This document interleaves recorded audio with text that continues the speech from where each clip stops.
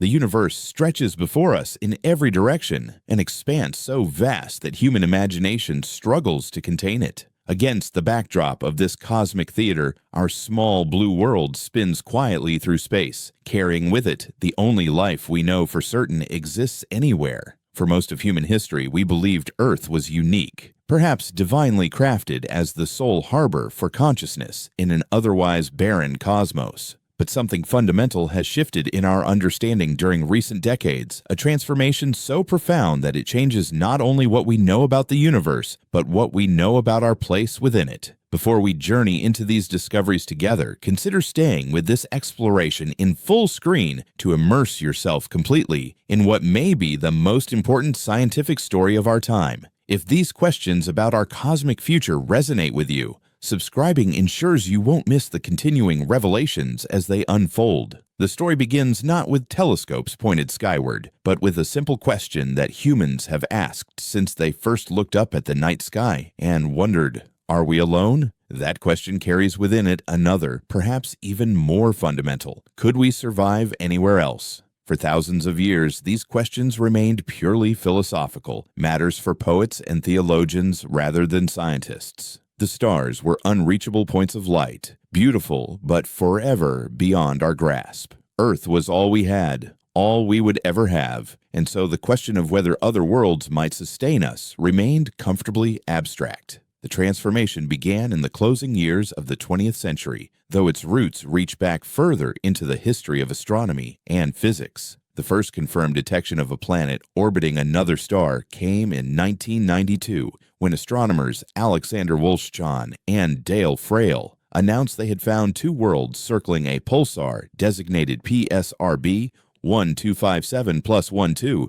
These planets, forged in the violent death throes of a massive star that collapsed into a rapidly spinning neutron star, represented a breakthrough in astronomical capability, but hardly an invitation for colonization. Pulsars emit deadly radiation that would sterilize any conventional life, and the planets themselves, remnants of cosmic catastrophe, bore no resemblance to the life-sustaining world we call home. 3 years later, in 1995, Swiss astronomers Michel Mayor and Didier Queloz detected 51 Pegasi b, the first planet confirmed to orbit a sun-like star. This Jupiter-sized world, orbiting so close to its star that it completes a full year in just over 4 Earth days, opened a new chapter in astronomy. The discovery earned Mayor and Queloz the 2019 Nobel Prize in Physics, recognition not merely of their technical achievement, but of the revolution they catalyzed. Within months of their announcement, other teams began confirming additional exoplanets using the same radial velocity method, detecting the subtle wobble a planet's gravity induces in its parent star. These early discoveries revealed a universe far stranger than astronomers had anticipated. The planets detected in those first years defied the neat categories derived from our own solar system. Hot Jupiters, massive gas giants orbiting closer to their stars than Mercury orbits our sun, challenged planetary formation theories developed from studying our local neighborhood. Super-Earths, worlds more massive than Earth but smaller than Neptune, represented a category entirely absent from our solar system, yet apparently common throughout the galaxy. Eccentric orbits, tilted axes, retrograde motion. The exoplanets astronomers found seemed to violate every expectation, suggesting that our orderly solar system might be the exception rather than the rule. Yet amid this cosmic menagerie, astronomers began to identify something remarkable, patterns that suggested certain worlds might possess conditions compatible with life as we understand it. The concept crystallized around what scientists termed the habitable zone,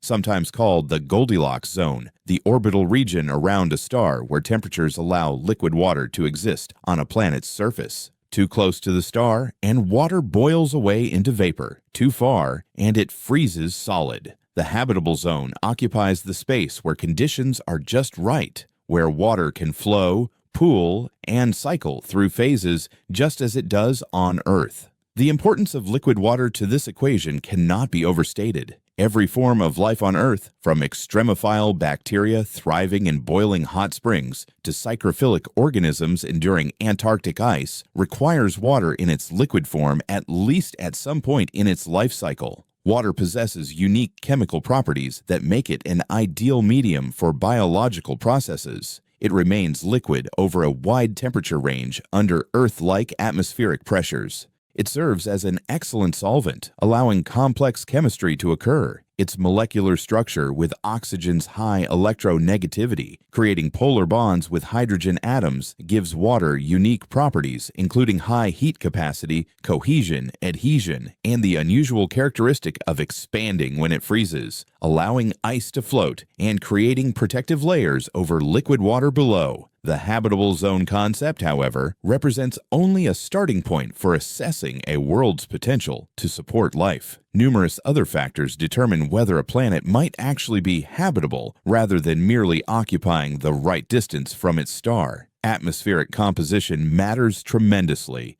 A thick carbon dioxide atmosphere can trap heat through greenhouse warming, effectively extending the habitable zone outward, while a thin atmosphere provides little insulation, narrowing it inward. Planetary mass influences whether a world can retain an atmosphere against the slow leak of gases into space. Magnetic fields may shield the surface from stellar radiation that would otherwise strip away atmospheric gases and irradiate the surface. Plate tectonics might cycle carbon and other elements essential to long-term climate stability. The type of star matters too, with larger, hotter stars burning through their fuel quickly, while smaller, cooler stars can shine for trillions of years, but emit fierce stellar flares that might sterilize nearby worlds. These considerations transform the search for habitable worlds from a simple geometric problem, identifying planets in the right orbital zone, into a complex, multidisciplinary investigation requiring insights from astronomy, planetary science, geology, climatology, chemistry, and biology. The question expanded from where could life exist to where could complex life thrive, and eventually to the question that drives the most exciting current research: where could human beings establish a permanent presence beyond Earth? The technological capability to answer these questions arrived with the launch of the Kepler Space Telescope in March 2009. Kepler revolutionized exoplanet detection through the transit method, continuously monitoring more than 150,000 stars in a single patch of sky between the constellations Cygnus and Lyra. When a planet passes in front of its star from our perspective, it blocks a tiny fraction of the star's light, perhaps 1% for a Jupiter-sized world, perhaps 1/100th of 1% for an Earth-sized planet. By measuring these minute dips in brightness with extraordinary precision, Kepler could detect planets and, from the depth and duration of the transit, determine their size and orbital period. Over its primary mission and extended operation until 2018, Kepler detected more than 2,600 confirmed exoplanets and identified thousands of additional candidates awaiting confirmation.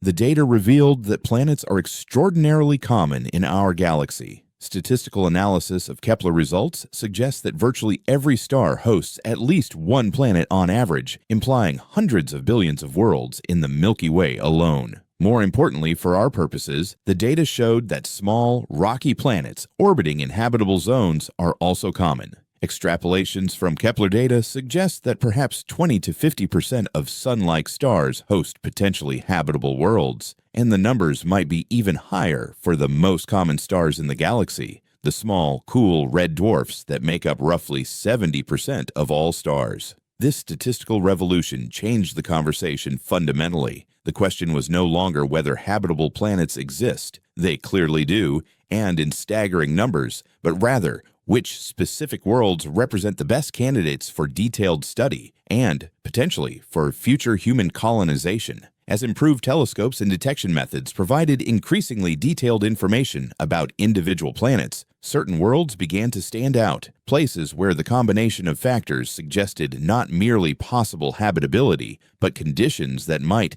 in some ways, surpass Earth itself. The first of these remarkable worlds entered scientific discourse in late 2011 when astronomers analyzing Kepler data announced the discovery of Kepler-22b, a planet about 2.5 times Earth's diameter, orbiting comfortably within the habitable zone of a Sun-like star some 640 light-years from Earth in the constellation Cygnus. The planet completes an orbit every 290 days, placing it in an orbital position remarkably similar to Earth's in our own solar system. Its star, Kepler-22, is slightly smaller and cooler than our Sun, meaning the habitable zone lies somewhat closer. But the planet's orbital distance positions it at a point where surface temperatures might range from a comfortable 22 degrees Celsius if it lacks an atmosphere to potentially higher temperatures if greenhouse gases provide warming.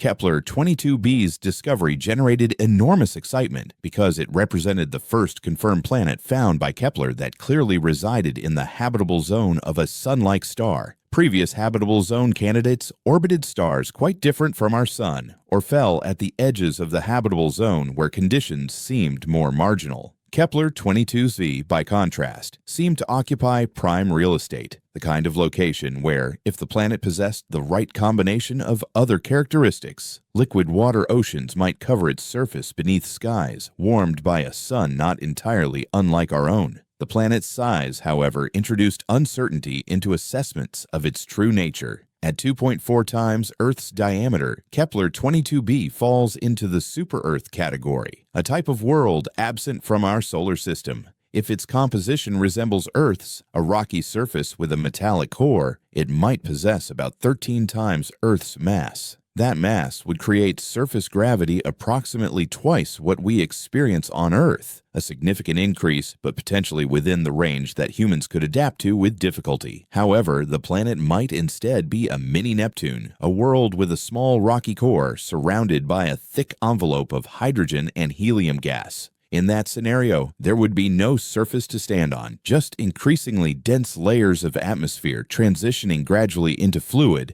and then into exotic high-pressure ices. This uncertainty about composition represents one of the fundamental challenges in assessing exoplanet habitability. The transit method tells us the planet's size by measuring how much starlight it blocks. By combining transit observations with radial velocity measurements, detecting the planet's gravitational tug on its star, astronomers can determine the planet's mass. Dividing mass by volume yields density, which provides clues to composition. A density similar to Earth's, about 5.5 grams per cubic centimeter, suggests a rocky world. A lower density indicates the planet retains substantial lighter elements, possibly a thick atmosphere or deep oceans. Without direct observations of the planet itself, however, astronomers must infer composition from models, introducing uncertainty into every assessment. For Kepler-22b, astronomers lacked precise mass measurements from radial velocity observations because the transit signal alone doesn't provide enough information about the planet's gravitational influence on its star. The planet therefore remains ambiguous,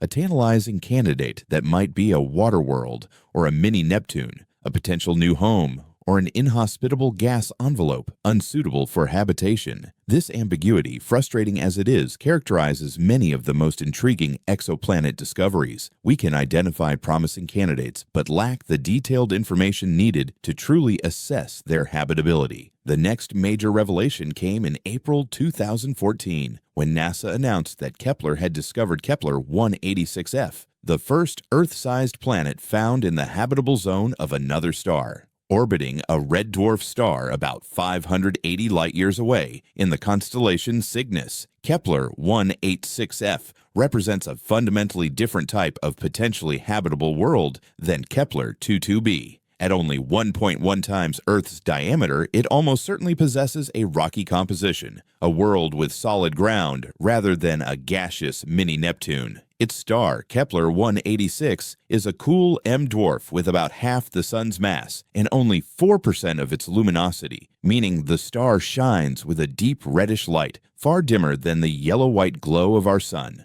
The dimness of red dwarf stars means their habitable zones lie much closer to the star than Earth orbits the Sun.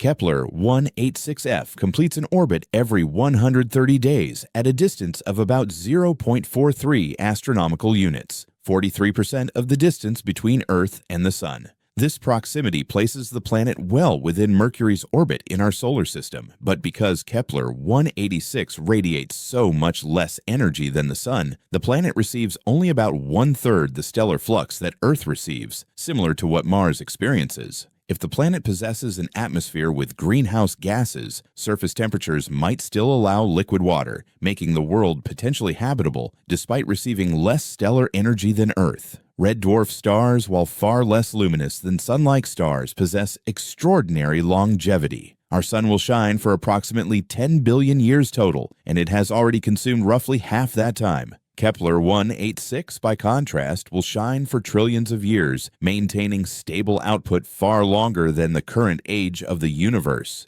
This longevity offers a remarkable advantage for the evolution of life. Virtually unlimited time for complex organisms to develop, for ecosystems to mature, for intelligence to emerge. If life requires billions of years to progress from simple chemistry to complex biology, as it did on Earth, then red dwarf planets might represent the galaxy's best incubators for advanced life, provided they can overcome certain challenges inherent to their stellar hosts. Those challenges are substantial. Red dwarfs, particularly young ones, can be violently active, emitting enormous stellar flares that blast nearby planets with intense radiation. These flares can be hundreds or thousands of times more energetic than the most powerful solar flares our sun produces, and they occur far more frequently. A planet as close to its star as Kepler 186f would face repeated bombardment by this radiation, which could strip away atmospheric gases over time, destroying any possibility of habitability. Additionally, planets in the habitable zones of red dwarfs likely become tidally locked, with one hemisphere permanently facing the star and the other locked in eternal night. On Earth, tidal locking affects the moon, which always shows us the same face. For a planet, tidal locking creates a permanent dayside and nightside, potentially leading to extreme temperature differences that might freeze out the atmosphere on the dark side or drive violent winds as heat redistributes between hemispheres. Despite these challenges, many researchers believe red dwarf planets represent excellent candidates for habitability. Tidal locking, while initially seeming problematic, might actually create stable conditions. If the planet possesses an atmosphere thick enough to transport heat from day side to night side, the temperature gradient might moderate, creating a potentially habitable zone at the terminator, the twilight region between eternal day and eternal night. Some models suggest that tidally locked worlds could maintain liquid water oceans, stable climates, and conditions suitable for life. As for stellar flares, a strong magnetic field might protect the atmosphere, while an ocean-rich world could potentially replenish atmospheric losses over time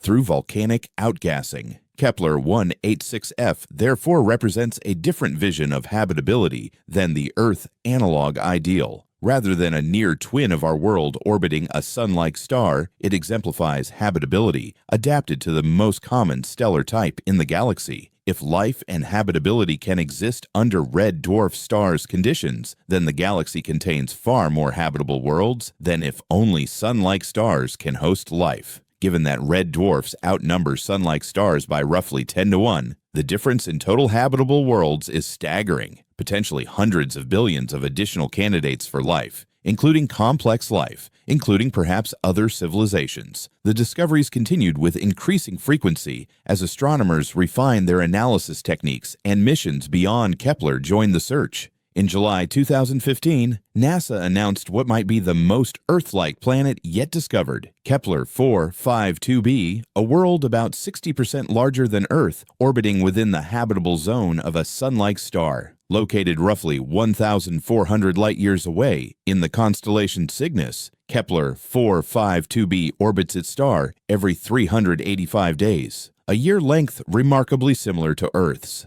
The star, Kepler 452, is about 1.5 billion years older than our Sun, only slightly larger and brighter, and classified as a G2V star, exactly the same classification as the Sun. The similarity between Kepler 452b's system and our own solar system sparked tremendous public interest. Here was a world that, more than any previously discovered, seemed to mirror Earth's circumstance, a rocky planet of comparable size orbiting at a comparable distance from a star nearly identical to our Sun. Scientists dubbed it Earth's cousin, a world that might have evolved along a similar path, developing oceans, continents, an active water cycle, perhaps even life. The planet's estimated age, at approximately 6 billion years, means it has existed 1.5 billion years longer than Earth, raising the intriguing possibility that any life there might have had additional time to evolve, potentially reaching levels of complexity or technological development beyond our own. Yet even this seemingly ideal Earth cousin carries uncertainties. The planet's 60% larger diameter suggests a mass perhaps 5 times Earth's if it possesses similar composition. That mass would create surface gravity about 1.6 times what we experience on Earth, substantial but potentially manageable for human adaptation. However, the planet might instead have a thick atmosphere or deep global ocean, scenarios that would change its surface conditions dramatically. Without direct observation of the planet's atmosphere or surface, these questions remain unanswered, leaving Kepler 452b in the same category as many exoplanets, promising but insufficiently characterized to make definitive statements about habitability. The limitations astronomers face in characterizing these distant worlds stem from the fundamental physics of observation. Kepler 452b lies 1,400 light-years from Earth, meaning the light we detect today began its journey toward us during the early 600s CE, when the Prophet Muhammad was a child and the Tang dynasty ruled China. At such distances, the planet appears not as a disk with visible features, but as an infinitesimal point whose presence we infer only from the slight dimming it causes when transiting its star. The light we collect from these transits, integrated over multiple orbits and analyzed with sophisticated statistical techniques, provides limited information: the planet's size, orbital period, and rough orbital geometry. To truly characterize these worlds, to determine their atmospheric composition, surface temperature, presence of water vapor, or biosignature gases, astronomers need more advanced observational capabilities. They need to study the planet's own light, separated from the overwhelming glare of its host star. They need spectroscopy precise enough to detect the chemical fingerprints of atmospheric molecules. They need angular resolution capable of distinguishing the planet from its star, despite the extreme contrast ratio. A planet might be 1 billion times fainter than its star, a barely perceptible spark next to a blazing searchlight. These capabilities began arriving with the James Webb Space Telescope, launched in December 2021 after decades of development. Webb's 6.5-meter segmented primary mirror, composed of 18 hexagonal beryllium segments coated in gold, collects light in the infrared spectrum where planets emit more relative to their stars than they do in visible light. Its position at the second Lagrange point, 1.5 million kilometers from Earth, provides a thermally stable environment free from Earth's infrared glow, allowing unprecedented sensitivity to faint infrared signals. Webb can observe exoplanet atmospheres through transmission spectroscopy, analyzing starlight filtered through the planet's atmosphere during transit, revealing the chemical composition through the unique absorption features different molecules imprint on the spectrum. Early results from Webb demonstrated its transformative capability. In August 2022, observations of WASP-96b, a hot Jupiter located about 1,150 light-years from Earth, revealed clear spectroscopic evidence of water vapor, haze, and clouds in the planet's atmosphere. While WASP-96b itself is far too hot to be habitable, surface temperatures exceed 1,000 degrees Celsius, the observations proved that Webb could detect atmospheric molecules on exoplanets with exquisite precision. These techniques, applied to cooler planets in habitable zones, promise to reveal whether those worlds possess the atmospheric characteristics associated with habitability: water vapor, oxygen, methane, carbon dioxide in appropriate ratios and abundances. In parallel with these observational advances, ground-based surveys began identifying habitable zone planets around nearby stars, worlds close enough that future missions might characterize them in detail, or even, far in the future, visit with robotic or crewed missions. The most celebrated of these discoveries came in August 2016 when astronomers announced the detection of Proxima Centauri b, a planet at least 1.27 times Earth's mass, orbiting within the habitable zone of Proxima Centauri, the closest star to our Sun, at a distance of just 4.24 light-years. Proxima Centauri is a red dwarf considerably smaller and cooler than our Sun, with only about 12% of the Sun's mass and 0.17% of its luminosity. The The planet orbits every 11 days at a distance of only 0.05 astronomical units, 5% of the distance between Earth and the Sun, closer than Mercury orbits. Yet due to Proxima Centauri's dimness, the planet receives roughly 65% of the stellar flux Earth receives, placing it near the inner edge of the habitable zone, where liquid water might exist on the surface if conditions are favorable. The proximity of Proxima Centauri b to Earth makes it perhaps the most important exoplanet yet discovered from a practical standpoint. At 4.24 light-years, the planet is roughly 40 trillion kilometers away, an almost incomprehensible distance by everyday standards, yet close by cosmic measures. Current spacecraft move at speeds around 50,000 kilometers per hour relative to the Sun. At that velocity, reaching Proxima Centauri b would require approximately 90,000 years, far too long for any conceivable human mission using present technology. However, proposed advanced propulsion concepts, including laser-driven light sails accelerated to perhaps 20% of light speed, could potentially reach the Proxima system in about 20 years. Such missions remain firmly in the realm of future possibility rather than current capability, but the relative proximity of Proxima Centauri b places it in a category no other potentially habitable exoplanet occupies. A world we might actually reach with 21st century technology taken to its ambitious limits. The question of whether Proxima Centauri b is actually habitable, however, remains open. As with all red dwarf planets, stellar activity represents a major concern. Proxima Centauri is an active flare star, emitting powerful flares that bathe the nearby planet in intense ultraviolet and X-ray radiation. In March 2016, just months before the planet's announcement, telescopes detected a superflare from Proxima Centauri that increased the star's brightness by a factor of nearly 1,000 for 10 seconds. Radiation from such flares, repeated over millions or billions of years, could strip away any atmosphere the planet might once have possessed, leaving it a barren, irradiated rock despite its position in the nominal habitable zone. Magnetic fields might provide protection, as Earth's magnetic field shields our atmosphere from the solar wind. However, planets that become tidally locked, as Proxima Centauri b almost certainly is, might develop weaker magnetic fields than Earth, because tidal locking slows or stops the planet's rotation, potentially affecting the dynamo processes in the core that generate magnetic fields. Without a protective magnetosphere, even a thick atmosphere might gradually erode under the relentless bombardment of stellar flares and charged particles. Despite these concerns, many researchers remain optimistic about Proxima Centauri b's habitability prospects. The planet might possess a thick atmosphere that can withstand erosion, replenished by volcanic outgassing or outgassing from subsurface reservoirs. It might have a magnetic field despite tidal locking if its orbital eccentricity maintains some rotational dynamics. It might even harbor life that adapted to conditions we would find extreme, sheltering in subsurface oceans or underground caverns protected from surface radiation. The only way to answer these questions definitively is through direct observation, and Proxima Centauri b's proximity makes it the prime candidate for such detailed study. The search for habitable worlds received another significant boost in April 2018 with the launch of the Transiting Exoplanet Survey Satellite, or TESS. While Kepler stared continuously at a single patch of sky to achieve the sensitivity needed to detect Earth-sized planets around Sun-like stars,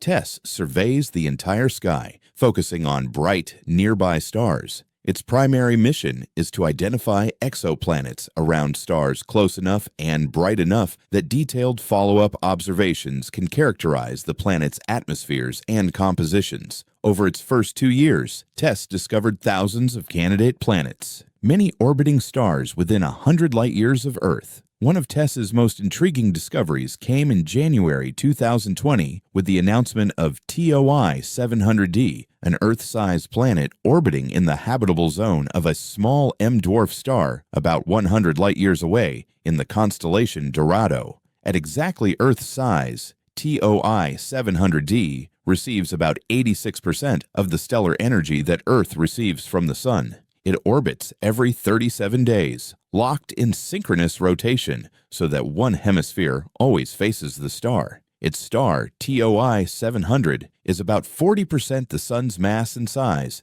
and emits roughly 3% of the Sun's luminosity, but it's an older, calmer star that appears to produce far fewer flares than young, active red dwarfs like Proxima Centauri. Computer simulations of TOI 700D's potential climate suggest several scenarios under which the planet could maintain habitable conditions. If it possesses a carbon dioxide-dominated atmosphere, similar in pressure to Earth's atmosphere, the day side might feature a large ocean with a hurricane-like storm system centered at the subsolar point, where the star hangs perpetually overhead. If it has an atmosphere similar to modern Earth's, clouds might cover the day side, reflecting stellar energy and moderating temperatures. If it has an atmosphere dominated by carbon dioxide at higher pressures, the entire planet might maintain a temperate climate with liquid water oceans extending even onto the night side. These simulations represent educated guesses based on our understanding of atmospheric physics, ocean dynamics, and climate systems. They depend on numerous assumptions about the planet's actual characteristics, its atmospheric composition and pressure, its axial tilt, its surface properties, whether it possesses oceans or continents. Without direct observations of TOI 700D's atmosphere, we cannot determine which scenario, if any,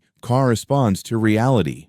The planet might be a humid ocean world with a thick atmosphere and moderate temperatures, or it might be an airless rock baked dry by stellar radiation, or it might possess a frozen surface with any water locked away as ice or buried in subsurface reservoirs. The value of TOI 700D lies partly in its accessibility to detailed study. At 100 light-years, the planet is far closer than most Kepler discoveries, and its star is bright enough that obtaining high-quality spectra during transits is feasible with observatories like the James Webb Space Telescope. In 2023, Webb observed TOI 700D's transits, searching for signs of water vapor, carbon dioxide, methane, and other molecules in its atmosphere. The initial observations, while not revealing definitive biosignatures, demonstrated that detailed atmospheric characterization of habitable zone planets is now technologically achievable, opening a new era in exoplanet science.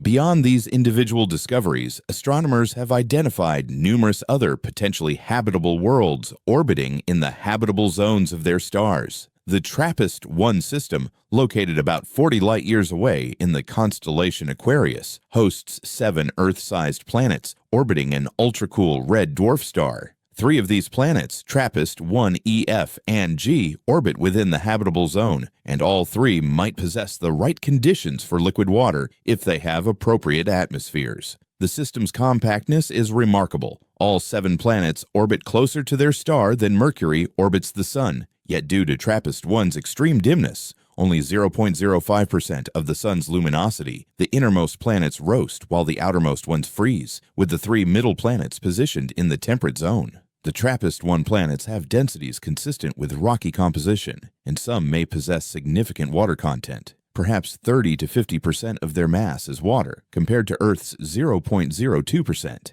If true, these would be ocean worlds with seas hundreds of kilometers deep, potentially surrounding rocky cores under pressures so immense that exotic forms of ice exist even at temperatures far above water's normal freezing point. Life might exist in such oceans, either freely floating in the water column or clustered around hydrothermal vents on the ocean floor where volcanic activity releases heat and chemicals that could fuel biological processes. The proximity of the TRAPPIST-1 system and the brightness of transits caused by these planets passing in front of their tiny star make them ideal targets for atmospheric characterization. Webb observations in 2023 examined TRAPPIST-1b and C, the 2 innermost planets, searching for evidence of atmospheres. Results suggested these worlds likely lack thick atmospheres, having lost them to stellar radiation or never forming them in the first place. Observations of the 3 habitable zone planets are ongoing, with results expected to determine whether these worlds retain atmospheres and, if so, what those atmospheres contain. Another intriguing candidate emerged in September 2020 when scientists analyzing data from the Kepler mission and ground-based telescopes announced tentative evidence of a planet orbiting in the habitable zone of KOI 456.04 star, a Sun-like star located about 3,000 light-years from Earth. The planet, if confirmed, would be less than twice Earth's size and would receive about 93% of the stellar flux Earth receives, conditions remarkably similar to our own. The star itself closely resembles the Sun in mass, size, temperature, and age, making the system one of the closest analogs to the Earth-Sun system yet identified. KOI-456.04's uncertain status. The detection requires confirmation through additional observations, highlights an important aspect of exoplanet science, the distinction between candidate planets and confirmed planets.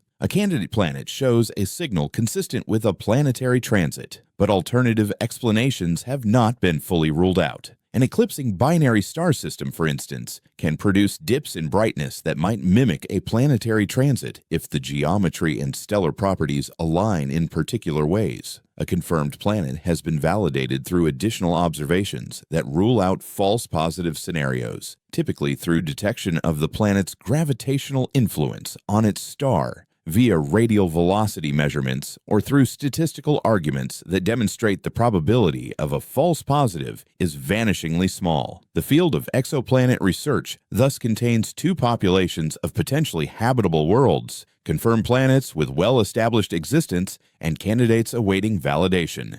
The candidates often include some of the most intriguing systems because they push the limits of detection capabilities, revealing planets that are smaller, more distant from Earth, or orbiting dimmer stars where confirming observations are difficult. Over time, many candidates receive confirmation while others are revealed to be false positives or remain in limbo, neither confirmed nor ruled out. As the catalog of potentially habitable exoplanets grew, scientists began developing frameworks to prioritize targets for detailed study. With thousands of known exoplanets and thousands more candidates, astronomers needed methods to identify which worlds offered the best combination of potential habitability and observational accessibility. This challenge led to the development of various metrics and indices designed to quantify habitability or Earth similarity. The Earth Similarity Index, or ESI, provides one such metric, ranging from 0, completely dissimilar to Earth,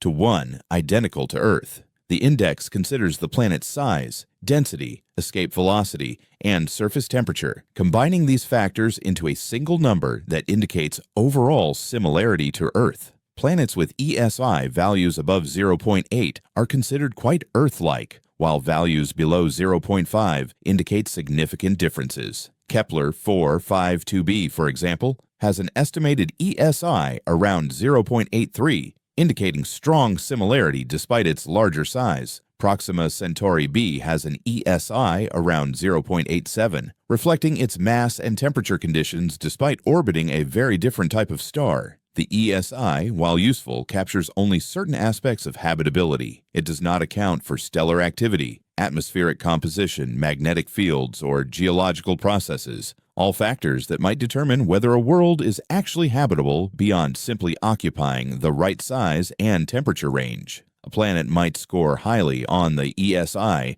yet be utterly inhospitable if, for instance, it lacks an atmosphere or orbits an intensely flaring star. Conversely, a world with a lower ESI might host life if it possesses compensating factors like a thick, insulating atmosphere or tidal heating that maintains liquid water beneath an icy surface. Other metrics approach the problem from different angles. The Planetary Habitability Index, developed by Abel Mendez at the University of Puerto Rico at Arecibo, considers factors including stable substrate, available energy, appropriate chemistry, and liquid solvents, not limited to water. This broader definition of habitability acknowledges that life might exist under conditions quite different from Earth's, and might utilize solvents other than water in environments we would consider extreme. Titan, Saturn's largest moon, has an estimated planetary habitability index value that rivals some exoplanets despite surface temperatures around minus 180 degrees Celsius because it possesses liquid methane lakes, complex organic chemistry, and energy sources that might support exotic biochemistries. The debate over how to define and measure habitability reflects deeper questions about the nature of life and the conditions it requires. Life on Earth exists in extraordinary diverse environments. deep-sea hydrothermal vents with temperatures exceeding 100 degrees Celsius, Antarctic ice where metabolic processes slow to near dormancy, acidic hot springs with pH values near zero, radioactive waste pools where bacteria harness energy from radioactive decay, deep subsurface rock formations kilometers beneath the surface where microbes live in total darkness. This diversity suggests that life is far more adaptable than simple Goldilocks zone thinking implies, raising the possibility that many worlds deemed marginally habitable might actually host thriving biospheres. At the same time, Earth's life shares fundamental characteristics. All known life uses DNA or RNA to store genetic information. All uses proteins assembled from a specific set of amino acids. All requires liquid water for its biochemistry. All respects the same chirality conventions in its molecular structures. This universality might indicate that certain conditions and chemistries are truly necessary for life. Or it might simply reflect the fact that all Earth life shares a common origin and therefore inherited these characteristics from the first living cells. Until we discover life elsewhere, we cannot determine whether Earth's biochemistry represents the only viable approach or merely one solution among many possible alternatives. These uncertainties complicate the assessment of exoplanet habitability. When astronomers identify a planet in the habitable zone of a red dwarf star, should they consider the intense stellar flares a disqualifying factor or merely an additional challenge life might overcome? When they detect a super-Earth with surface gravity twice Earth's, should they conclude that land-based complex life is impossible or that different body plans might thrive under higher gravity? When they find an ocean world with seas hundreds of kilometers deep, should they consider it less habitable than a planet with continents and shallow seas? Or might such worlds provide ideal conditions for aquatic life? The most conservative approach, advocated by many astrobiologists, suggests focusing on Earth analogs, rocky planets similar in size to Earth, orbiting sun-like stars at distances that produce Earth-like temperatures, with day lengths and seasonal cycles resembling our own. This approach, sometimes called follow the water, seeks worlds where life as we know it could exist with minimal adaptation. The logic is straightforward. We know for certain that Earth's conditions can support life, including complex multicellular life and technological intelligence. We do not know whether significantly different conditions can support life. Therefore, finding Earth twins gives us the best chance of discovering life and, for human purposes, the best candidates for future colonization. The contrasting approach, embraced by other researchers, advocates casting a wider net. Given the remarkable adaptability of Earth life and the possibility that alternative biochemistries might exist, habitability might extend far beyond Earth-like conditions. This perspective suggests that tidally locked planets, ocean worlds, planets orbiting red dwarfs, super-Earths with high surface gravity, and even more exotic environments might host life. By limiting the search to Earth twins, we might overlook the majority of habitable worlds and miss opportunities to discover life radically different from our own. This debate influences practical decisions about where to point telescopes and how to allocate observation time. Should the James Webb Space Telescope spend precious hours examining planets around quiet sun-like stars, even though those planets are generally farther away and harder to observe? Or should it focus on planets around nearby red dwarfs, accepting the uncertainty about whether stellar activity renders those worlds uninhabitable? Should priorities favor Earth-sized planets, or should larger super-Earths receive attention given their larger atmospheres are easier to detect spectroscopically? These questions gained urgency as observations began revealing atmospheric compositions for habitable zone planets. In September 2023, scientists announced that Webb had detected methane and carbon dioxide in the atmosphere of K2-18b, a super-Earth orbiting a red dwarf about 120 light-years away. The planet, at 8.6 Earth masses and 2.6 Earth radii, lies between Earth and Neptune in size. It orbits within its star's habitable zone, receiving a similar amount of stellar energy as Earth receives from the Sun. The detection of methane alongside carbon dioxide raised intriguing possibilities, as certain ratios of these gases can indicate biological activity. On Earth, methane is primarily produced by biological processes, decomposing organic matter, digestive systems of animals, metabolic activity of certain microorganisms. In an atmosphere with carbon dioxide and water, sustained methane presence requires continual replenishment, as photochemical reactions destroy methane over time. The Webb observations of K218b sparked intense debate about the interpretation. Could the methane indicate life, making this the first tentative detection of a biosignature on an exoplanet?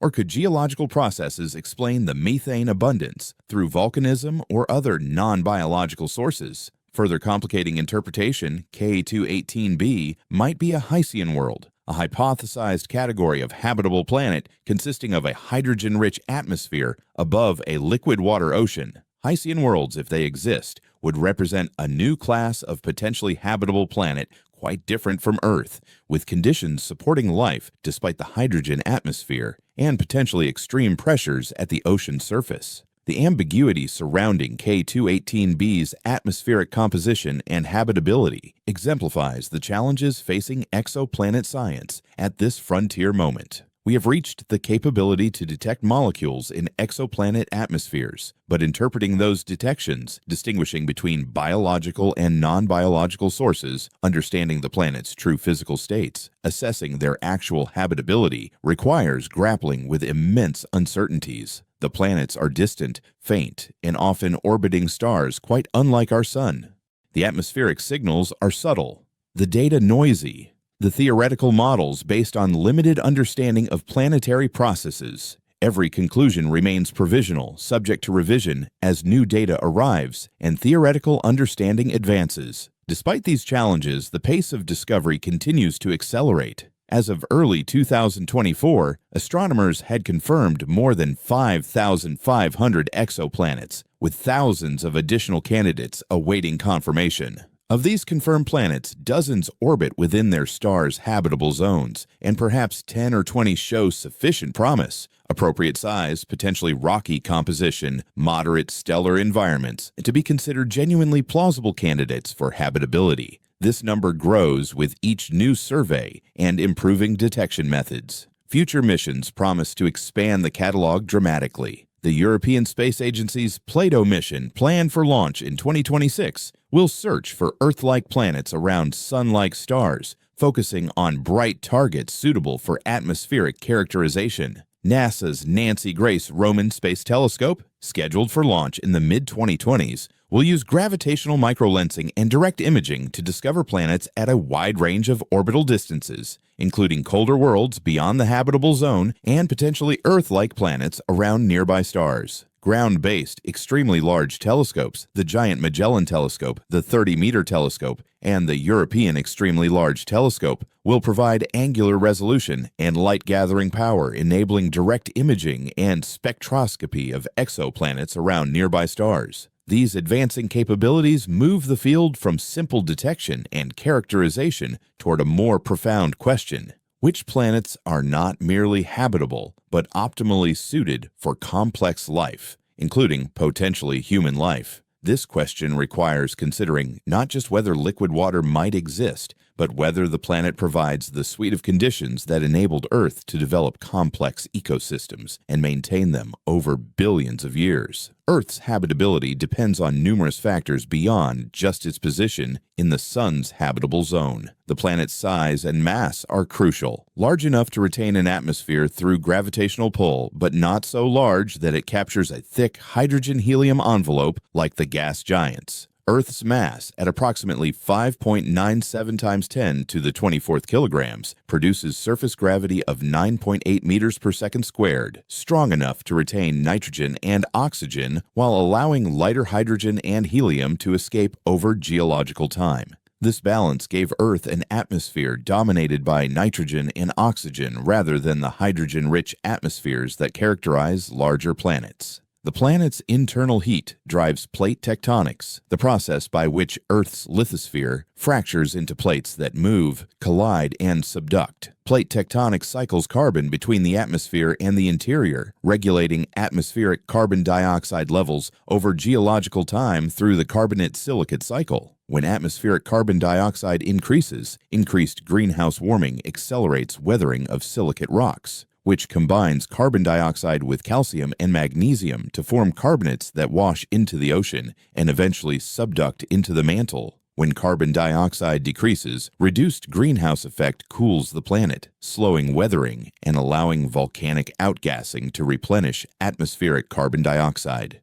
This negative feedback system has maintained Earth's surface temperatures within the range where liquid water exists for billions of years, despite the sun's gradually increasing luminosity. No other planet in our solar system has plate tectonics in Earth's sense. Venus may have a stagnant lid, where the entire lithosphere forms a single immobile plate. Mars appears to have transitioned from some form of early tectonics to a stagnant lid billions of years ago. The absence of plate tectonics on these worlds correlates with dramatic differences in atmospheric evolution. Venus developed a runaway greenhouse effect that boiled away its oceans and left it with a crushing carbon dioxide atmosphere and surface temperatures around 460 degrees Celsius, while Mars lost most of its atmosphere and became a cold desert with average temperatures around minus 60 degrees Celsius. Whether exoplanets have plate tectonics remains unknown and, with current technology, unknowable. Plate tectonics cannot be directly observed on worlds dozens or hundreds of light years distant. Scientists can only infer its presence from indirect evidence, an atmosphere with composition suggesting active carbon cycling, or geological processes that require convective heat loss from the interior, or magnetic field variations suggesting internal dynamo activity.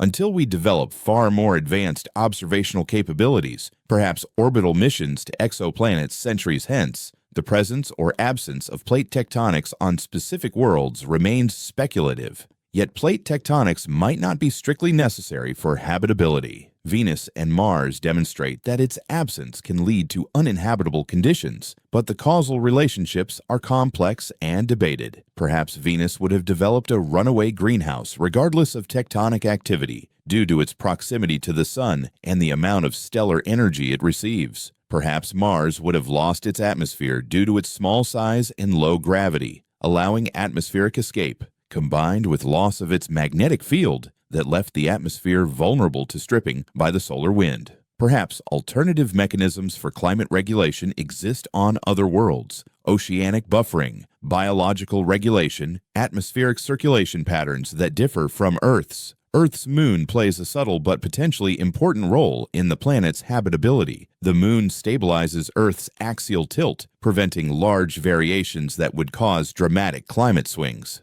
Without the moon, computer simulations suggest Earth's obliquity, the angle between its rotational axis and orbital plane, would vary chaotically over millions of years, ranging from near 0 degrees, no seasons, to perhaps 85 degrees, extreme seasons where poles face toward and away from the sun during the annual orbit. These variations would cause wild climate instability, with ice ages and hothouse periods alternating in ways that might stress ecosystems severely. The moon also drives tides, which may have played a role in the evolution of life. The tidal zone, the region between high and low tide, represents a unique environment where aquatic and terrestrial conditions intermix. Some researchers speculate that life might have transitioned from ocean to land through tidal pool environments, where organisms experience cycles of submersion and exposure, gradually adapting to terrestrial conditions. If true, tides might be important for the evolution of land-based life, though this remains highly speculative. Mars and Venus lack large moons, and they also lack land-based life.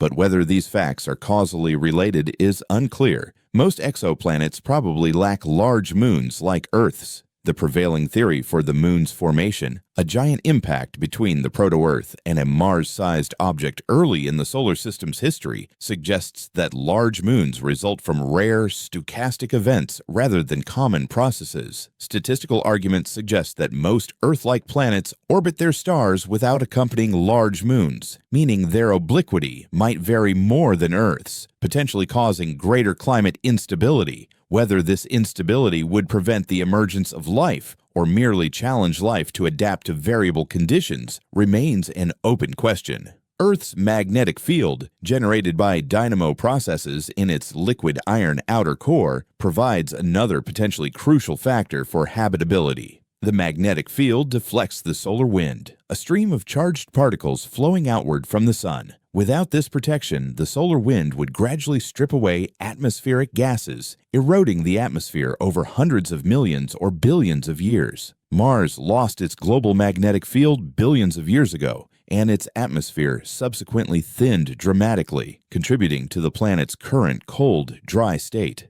Exoplanets might or might not possess magnetic fields depending on their internal structure and rotation rate. A planet needs a liquid, electrically conductive outer core and sufficiently rapid rotation to generate a dynamo. Planets that are tidally locked, as many habitable zone exoplanets around red dwarfs likely are, rotate slowly and might generate weaker magnetic fields or none at all. However, alternative mechanisms might provide protection.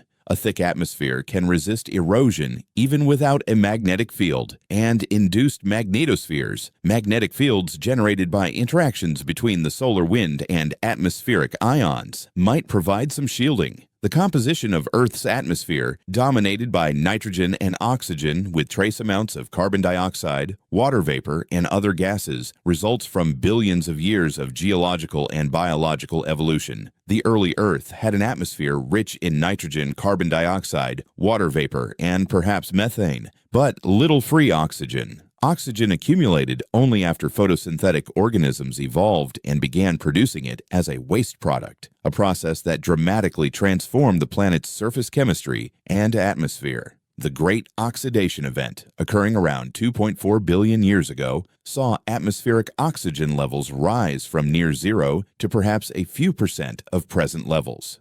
Further increases occurred during the Neoproterozoic era around 800 to 540 million years ago, and oxygen reached modern levels by the Paleozoic era around 400 million years ago. This oxygen-rich atmosphere enables large, complex, active organisms. Oxygen metabolism, aerobic respiration, produces far more energy per unit of food consumed than anaerobic metabolic pathways, allowing organisms to grow larger, move faster, and maintain complex behaviors. Without oxygen, life remained mostly microscopic for the first 2 billion years of Earth's history. Complex multicellular life proliferated only after oxygen became abundant.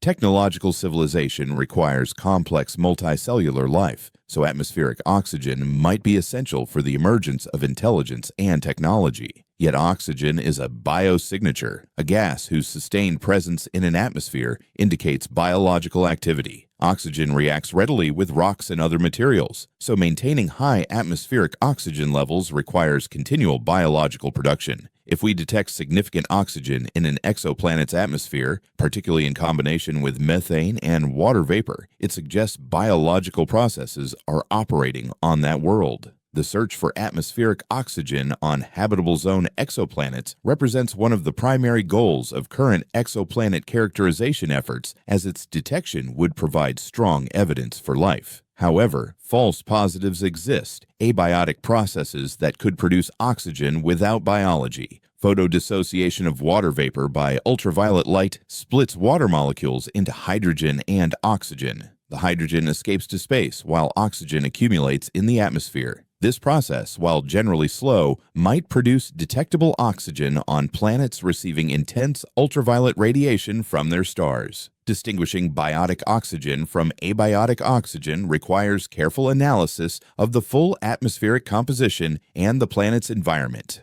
Earth's habitability also depends on its position in the galaxy. The Sun orbits the galactic center at a distance of about 26,000 light-years, in a relatively sparse region of the Milky Way's disk known as the Orion Spur. This location places Earth far from the dense star clusters in the galactic center, where supernovae and gamma-ray bursts occur more frequently and might sterilize nearby planets with intense radiation. It also places Earth in a region where the abundance of heavy elements heavier than hydrogen and helium forged in previous generations of stars, is sufficient to form rocky planets and complex chemistry. The concept of the galactic habitable zone suggests that habitable planets might be restricted to certain regions of the galaxy where conditions favor life. too close to the galactic center, and stellar density increases the risk of close encounters between stars that might disrupt planetary systems, while supernova rates increase the risk of radiation sterilization. Too far from the galactic center, and the abundance of heavy elements decreases, potentially limiting the formation of rocky planets and the complex chemistry needed for life. The galactic habitable zone is thought to be an annular region, a ring between roughly 15,000 and 30,000 light-years from the galactic center, where conditions balance these competing factors. Most of the potentially habitable exoplanets discovered to date orbit stars within this galactic habitable zone, simply because most searches focus on nearby stars, which by definition are in our galactic neighborhood. However, as surveys extend to more distant stars, they will probe regions with different chemical compositions and stellar environments, potentially revealing how habitability depends on galactic context. Beyond the factors directly affecting planetary habitability, the question of which planets might replace Earth requires considering human needs specifically. A planet might be habitable for microbial life or even complex ecosystems while remaining unsuitable for human colonization. Humans have narrow tolerances for temperature, atmospheric pressure, atmospheric composition, gravity, and radiation exposure. We evolved under specific conditions, and while human adaptability is remarkable, we inhabit environments from equatorial rainforests to Arctic tundra. We cannot survive unprotected in most of our own planet's environments, let alone in radically different conditions on exoplanets. Temperature tolerance provides one constraint. Humans maintain core body temperatures around 37 degrees Celsius and cannot survive if that temperature deviates by more than a few degrees for extended periods. We require environmental temperatures between roughly minus 40 and plus 50 degrees Celsius with appropriate clothing and shelter. Without technology, the survivable range narrows considerably. A planet with surface temperatures perpetually below minus 40 or above 50 degrees Celsius would require extensive infrastructure, heated or cooled habitats for human habitation. This doesn't disqualify such worlds as colonization targets, but it increases the technological requirements and limits the possibility of adapting to live naturally in the planet's environment. Atmospheric pressure and composition impose stricter constraints. Humans require atmospheric pressure above the Armstrong limit, about 6.3% of Earth's sea level pressure, below which water boils at human body temperature, causing lethal decompression. We require oxygen partial pressure between roughly 16 and 50 kilopascals. Below that, we suffocate.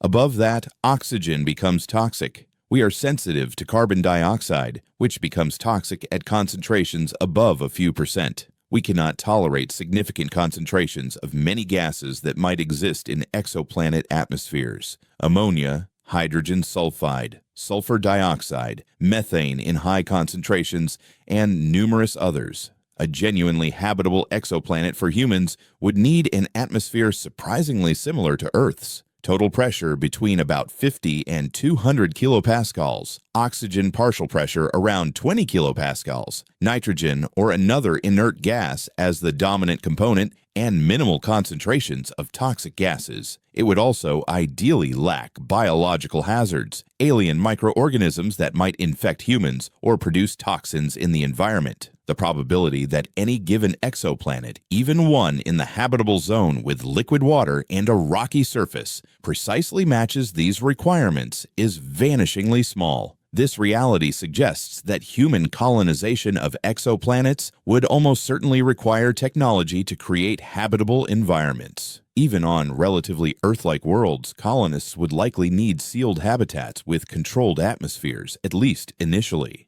Terraforming, deliberately modifying a planet's environment to make it Earth-like, might be possible over centuries or millennia, though the required technology remains purely theoretical at present. Alternatively, humans might genetically modify themselves to tolerate different conditions, expanding the range of planets we could inhabit naturally. Though this raises profound ethical questions, gravity represents another significant factor. Human biology evolved under one Earth gravity, approximately 9.8 meters per second squared. Extended exposure to lower gravity, as astronauts experience in orbit or on the moon, causes muscle atrophy, bone density loss, cardiovascular deconditioning, and other health problems. While these effects might be mitigated through exercise and medical interventions, it's unclear whether humans could reproduce and develop normally across generations in low gravity. Higher gravity presents different challenges. Increased weight stresses the cardiovascular system, joints, and skeletal structure. The maximum gravity humans could tolerate long-term is uncertain, but probably lies somewhere between 1.2 and 1.5 Earth gravities. Planets with higher surface gravity might be inaccessible for biological colonization. Surface gravity depends on planetary mass and radius, according to Newton's law of gravitation. For a given density, larger planets have proportionally higher surface gravity. A planet twice Earth's diameter would have 4 times Earth's surface area, but 8 times Earth's volume and mass if density were the same, yielding surface gravity twice as strong. Super-Earths, therefore, typically have surface gravities significantly higher than Earth's, unless they're less dense, perhaps because they're water-rich ocean worlds or have thicker atmospheres. Kepler 452b, for example, with a diameter 60% larger than Earth's, an estimated mass perhaps 5 times Earth's, would have surface gravity around 1.6 to 2 times Earth's. Humans could likely walk and function under 1.6 Earth gravities, though physical activity would be more strenuous and long-term health effects uncertain. At 2 Earth gravities, movement becomes difficult. A person massing 75 kilograms on Earth would effectively weigh 150 kilograms, making walking laborious and running nearly impossible. Long-term habitation would be challenging, particularly for anyone with cardiovascular or musculoskeletal conditions. Radiation exposure provides another concern, particularly for planets around red dwarf stars that experience frequent stellar flares. Earth's atmosphere and magnetic field shield the surface from most harmful cosmic and solar radiation. On a planet with thinner atmosphere or weaker magnetic field, surface radiation levels might be orders of magnitude higher, increasing cancer risk and potentially causing acute radiation sickness during major flare events. Humans might need to live underground or in heavily shielded structures to avoid harmful exposure, severely limiting the appeal of surface habitation. These constraints paint a challenging picture for human colonization of exoplanets. Even worlds that appear habitable from an astronomical perspective might be unsuitable or barely suitable for human life. Yet the same technological civilization that enables us to detect these distant worlds might eventually develop the capabilities to adapt them to our needs or adapt ourselves to their conditions. The question is not whether any exoplanet currently discovered could replace Earth for human civilization without modification. Almost certainly none could. But whether any possess the basic characteristics that would make them candidates for future colonization given sufficient technological advancement. By this standard, several categories of planets emerge as particularly interesting. Earth-sized planets in habitable zones of sun-like stars represent the most conservative targets, worlds most similar to our own. Kepler 452b exemplifies this category. Despite its larger size and higher gravity, it orbits a sun-like star at an Earth-like distance, likely has a rocky composition, and might possess conditions broadly similar to Earth's. Its greater age, at 6 billion years versus Earth's 4.5 billion, means any existing biosphere has had additional time to evolve, but it also means the star is further along its main sequence evolution and gradually brightening, potentially pushing the planet toward the inner edge of the habitable zone, where temperatures rise toward Venus-like conditions. The star's properties are crucial here. A G-type star like Kepler 452 or our Sun has a main sequence lifetime of about 10 billion years, during which it gradually increases in luminosity. The Sun is brightened by roughly 30% since the solar system formed, and it will continue brightening until it exhausts core hydrogen and begins evolving into a red giant in about 5 billion years. This gradual brightening means the habitable zone slowly migrates outward. Planets that are comfortably habitable early in a star's life might become too hot later, while planets initially too cold might warm into habitability.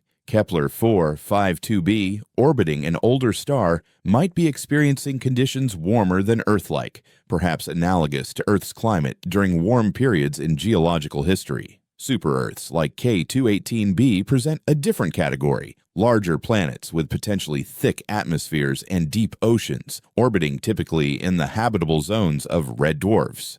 These worlds might be Hycean planets with hydrogen-rich atmospheres above water oceans. If habitable, such worlds would offer environments radically different from Earth, dense atmospheres with high pressures, potentially limited light penetration to the surface, thermal conditions maintained by greenhouse warming rather than direct stellar heating. Humans could not breathe the atmosphere or survive the surface pressure without protection, but the presence of liquid water and potential biological activity might make these worlds scientifically valuable, and their resources, water, hydrogen, potentially native life, might support human presence in orbital habitats or sealed surface spaces. Tidally locked planets around red dwarfs like Proxima Centauri b or TRAPPIST-1e represent another category. These worlds experience permanent day on one hemisphere and permanent night on the other, with potentially extreme temperature gradients driving powerful atmospheric circulation. The terminator region, the boundary between day and night, might provide moderate conditions where humans could establish habitats, benefiting from the stable geometry of tidal locking while avoiding the temperature extremes of the subsolar and anti-solar points. The challenges would be significant: adaptation to the perpetual twilight, managing the intense winds that might occur as atmosphere redistributes heat, protecting against stellar flares, and ensuring reliable power generation in an environment where solar power on the day side might be intense, but night side colonists would need alternative energy sources.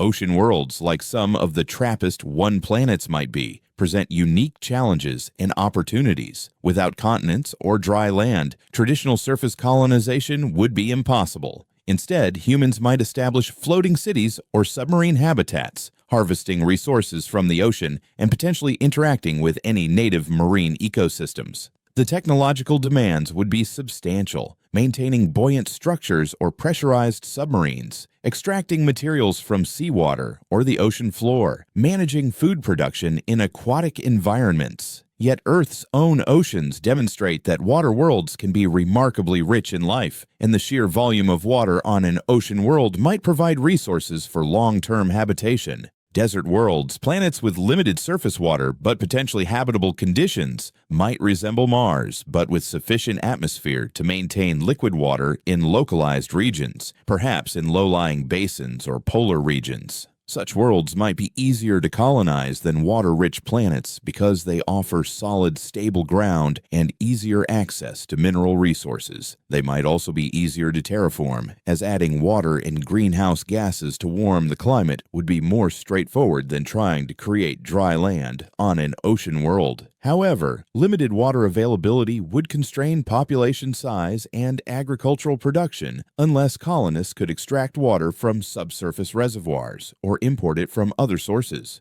Each of these categories presents different technical challenges and would result in very different human societies. A colony on an Earth-like world might eventually resemble Earth civilization, with agriculture, cities, familiar diurnal cycles, and potentially minimal technological dependence once established. A colony on a tidally locked planet would develop around the unique geometry of permanent day and night, with perhaps separate populations adapted to each hemisphere's conditions. A colony on an ocean world would be fundamentally maritime, with floating or submarine habitats and economies based on aquatic resources. A colony on a desert world would be technologically dependent, requiring life support systems to provide water and sustain agriculture in an otherwise harsh environment. The distances involved in reaching these worlds remain perhaps the greatest barrier to actual colonization. Proxima Centauri b, the closest potentially habitable exoplanet, lies 4.24 light-years away, about 40 trillion kilometers. Current spacecraft, the Voyager probes, New Horizons, the Parker Solar Probe, travel at speeds on the order of 50,000 kilometers per hour relative to the Sun, fast enough to reach Jupiter in a few years, but requiring roughly 90,000 years to reach Proxima Centauri. More distant candidates like Kepler-4 52b at 1,400 light-years would require tens of millions of years to reach at current spacecraft velocities. Reaching exoplanets within human lifetimes would require velocity increases of several orders of magnitude, pushing spacecraft to significant fractions of light speed. At 10% of light speed, Proxima Centauri b becomes reachable in 42 years. Still a lifetime, but conceivable for a one-way colonization mission. At 20% of light speed, the journey takes 21 years, approximately one generation. These velocities, roughly 30,000 to 60,000 kilometers per second, vastly exceed anything chemical rockets can achieve.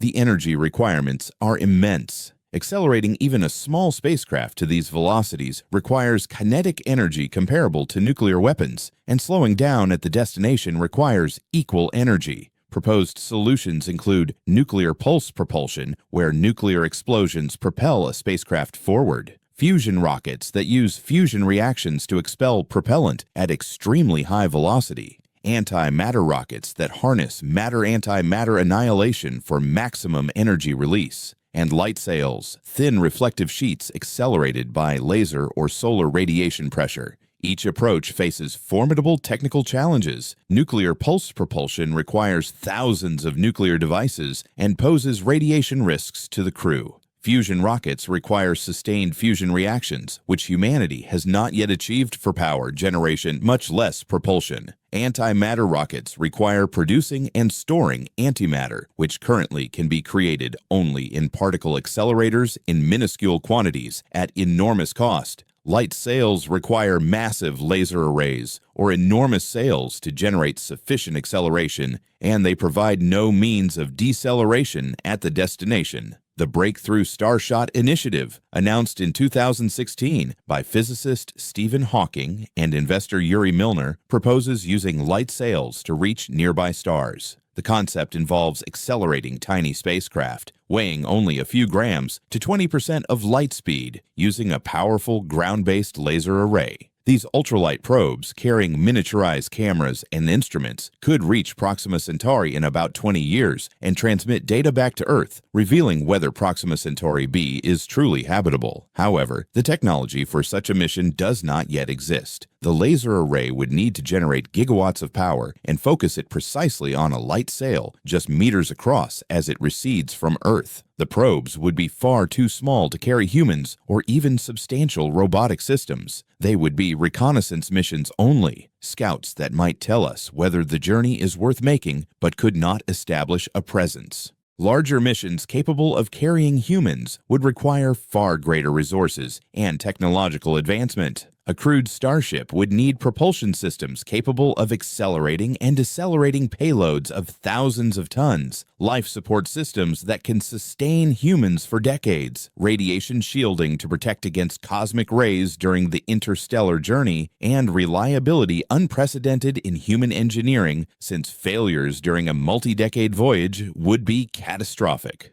Alternatively, generation ships, spacecraft designed to sustain entire communities across multiple generations, might transport colonists born and raised in space who would arrive at the destination decades after launch. Such vessels would need to be enormous, effectively mobile habitats maintaining closed-loop ecosystems for populations of hundreds or thousands. Another approach involves suspended animation or cryogenic preservation, technologies that remain firmly in the realm of speculation. If humans could be safely frozen or placed in metabolic suspension for decades, the subjective experience of the journey could be reduced to effectively zero, allowing colonists to arrive without aging and without the social complexity of generation ships. Current medical technology can preserve organs for hours or preserve human embryos indefinitely, but preserving adult humans for decades and reviving them without damage is far beyond present capabilities. The process would need to prevent ice crystal formation that damages cells, maintain cellular integrity over decades, and safely reverse the preservation process, all while ensuring that the brain, the most delicate organ, suffers no degradation that would affect cognition or personality. Even if the propulsion and life support challenges were solved, the distances create fundamental communication barriers. Radio signals travel at light speed, so a message from Earth to Proxima Centauri b would take 4.24 years to arrive, and the response would take another 4.24 years to return. 8.5 years round trip. For more distant worlds, the delays become prohibitive. Communicating with a colony on Kepler 452b would involve 1,400-year message delays each way. A conversation would span 2,800 years, roughly the time from Homeric Greece to the present day. Such colonies would be effectively isolated from Earth, unable to receive assistance or guidance in any timely manner. They would need to be entirely self-sufficient from the moment of arrival, able to solve any problem, overcome any crisis, with only local resources and knowledge. This isolation has profound implications for the kind of colonies that might be established. Small expeditions like the crews of a dozen or a few dozen that undertook early Antarctic explorations or lunar landings would be far too vulnerable. A colony would need hundreds or thousands of people to provide genetic diversity, skill diversity, and social stability. It would need complete industrial capacity, the ability to mine and refine materials, manufacture tools and components, generate energy, produce food, recycle waste, provide medical care, educate new generations. It would essentially need to be a complete civilization in miniature, compressed into a population that could be transported and sustained. Establishing such a colony might require multiple missions, unmanned probes to survey and characterize the planet in detail, automated systems to establish infrastructure before humans arrive, then multiple waves of colonists bringing equipment, supplies, genetic diversity. The total cost would be astronomical, likely requiring the resources of an entire civilization rather than a single nation or organization. The motivations would need to be correspondingly compelling. Survival of the human species through distribution across multiple worlds, access to resources unavailable in our solar system, the drive to explore and settle simply because we can, or perhaps necessity if Earth becomes uninhabitable through environmental catastrophe, asteroid impact, or other global crisis. This last possibility, Earth becoming uninhabitable, raises uncomfortable questions about the timescales involved. If humanity needed to evacuate Earth within the next century due to climate catastrophe, nuclear war, pandemic, asteroid impact, or some other crisis, exoplanet colonization could not save us. The technology to reach exoplanets, establish self-sustaining colonies, and transport significant populations does not exist and will not exist within any time frame relevant to current planetary emergencies. In this sense, exoplanet colonization represents an insurance policy for the distant future rather than an escape plan for present dangers. However, the search for habitable exoplanets and the technologies developed to reach them might have value even if we never colonize those distant worlds.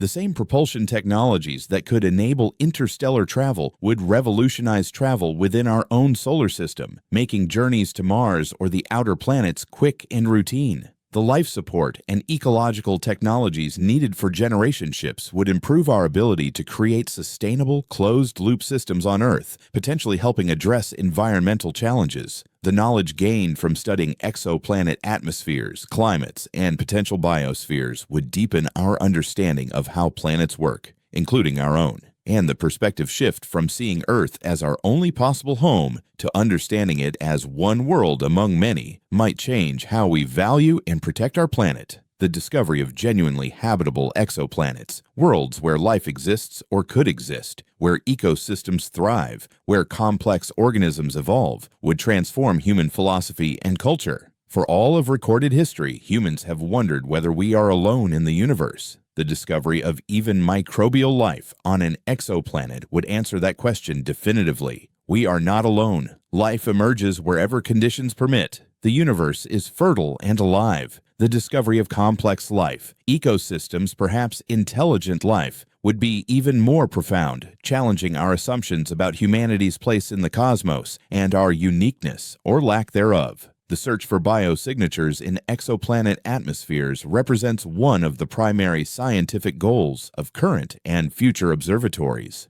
A biosignature is a substance or pattern that indicates biological activity. On Earth, the combination of oxygen and methane in the atmosphere constitutes a biosignature because these gases react with each other and could not coexist at observed concentrations without continuous biological production. Similarly, the presence of chlorophyll, detectable through its distinctive reflection spectrum, would indicate photosynthetic life. More complex biosignatures might include industrial pollutants, suggesting technological civilization, or patterns of light emission suggesting artificial illumination on the night side of tidally locked planets. Detecting biosignatures on exoplanets remains extraordinarily difficult with current technology. The James Webb Space Telescope can detect molecules in exoplanet atmospheres, as demonstrated with K218b, but definitively identifying biosignatures requires distinguishing biological sources from abiotic ones, often needing multiple observations over time to measure changes in atmospheric composition through seasons or to detect patterns inconsistent with geological processes.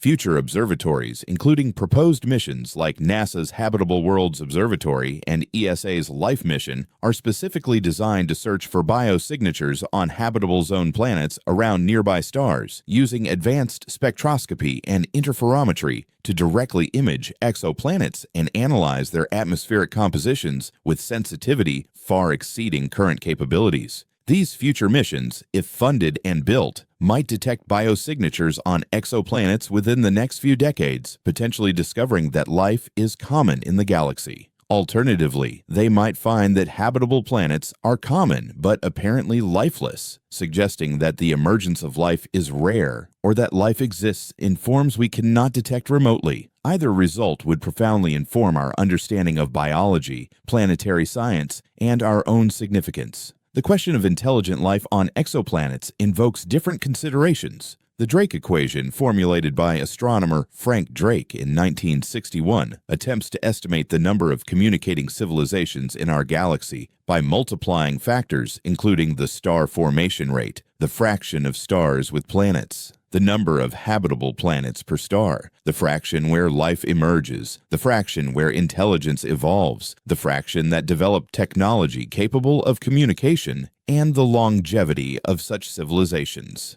Each factor carries enormous uncertainty, leading to estimates ranging from "we are alone" to millions of civilizations exist. Recent exoplanet discoveries have dramatically constrained some Drake equation factors. We now know that planets are ubiquitous and that habitable zone planets are common. If we estimate conservatively that even 1% of stars host habitable planets where conditions actually support life, and if even a tiny fraction of those worlds develop intelligent life, the number of potential civilizations in our galaxy could be thousands or more. Yet we have detected no unambiguous signals from extraterrestrial intelligence despite decades of searching through programs like SETI, the search for extraterrestrial intelligence. This absence of detected signals poses the Fermi paradox, named for physicist Enrico Fermi's famous question, "Where is everybody?" If intelligent life is common, why haven't we detected it? Proposed resolutions include the possibility that intelligence is far rarer than optimistic estimates suggest, perhaps because the transition from simple life to complex life involves low probability steps. Perhaps intelligence commonly self-destructs through war, environmental collapse, or other catastrophes before spreading beyond its home world. Perhaps advanced civilizations exist but choose not to communicate,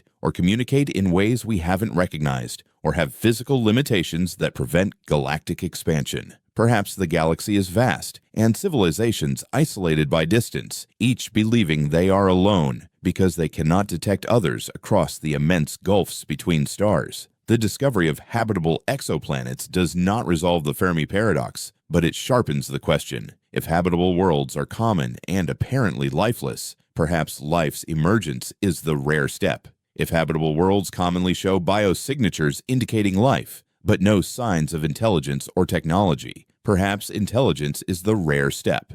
If we eventually detect signs of intelligent life or technological civilizations on exoplanets, the Fermi paradox shifts. Why have they not contacted us, or why have we not detected their communications despite their existence? These considerations add layers of complexity to the question of which exoplanets might replace Earth, From a purely physical standpoint, planets like Kepler 452b or Proxima Centauri b might offer habitable conditions. From a practical standpoint, the immense distances and technical challenges make colonization a distant prospect. From a biological standpoint, we do not know whether these worlds already host life, and if they do, whether human presence would disrupt existing ecosystems, introduce contamination, or create ethical dilemmas around displacing native life.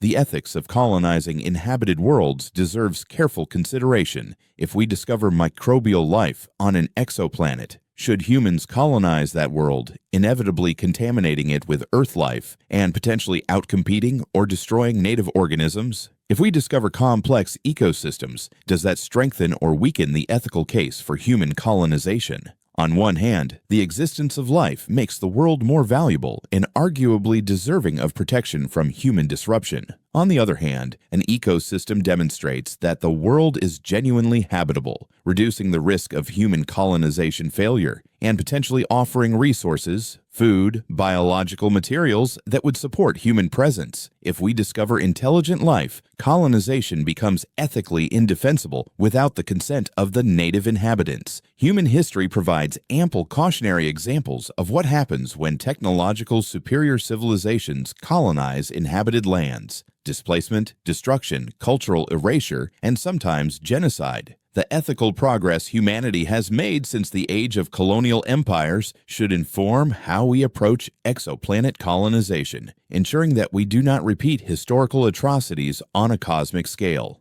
These ethical considerations might ultimately steer human colonization toward planets that are habitable but apparently lifeless, worlds with conditions suitable for life but no evidence of native biology. Such worlds might represent ideal colonization targets, habitable but unoccupied, offering resources and clement conditions without the ethical complications of displacing existing ecosystems. However, confirming the absence of life is far more difficult than confirming its presence. Life might exist in forms we cannot detect remotely, or in locations we don't observe: subsurface biospheres, polar regions, deep oceans. Colonists might arrive believing a world is lifeless, only to discover later that they have contaminated and disrupted a native biosphere we lack the technology to detect from Earth. The scientific community has debated planetary protection protocols for decades, initially focused on missions within our own solar system. The goal is to prevent Earth life from contaminating other worlds where we search for native life, and to prevent any native life from contaminating Earth if samples are returned. For exoplanets, the distances provide natural quarantine. Nothing from an exoplanet will reach Earth naturally, and nothing from Earth will reach an exoplanet without deliberate effort. However, once humans develop the capability to travel to exoplanets, planetary protection becomes crucial to ensure that we can study any native life without contamination and that human colonization does not inadvertently destroy ecosystems we did not know existed.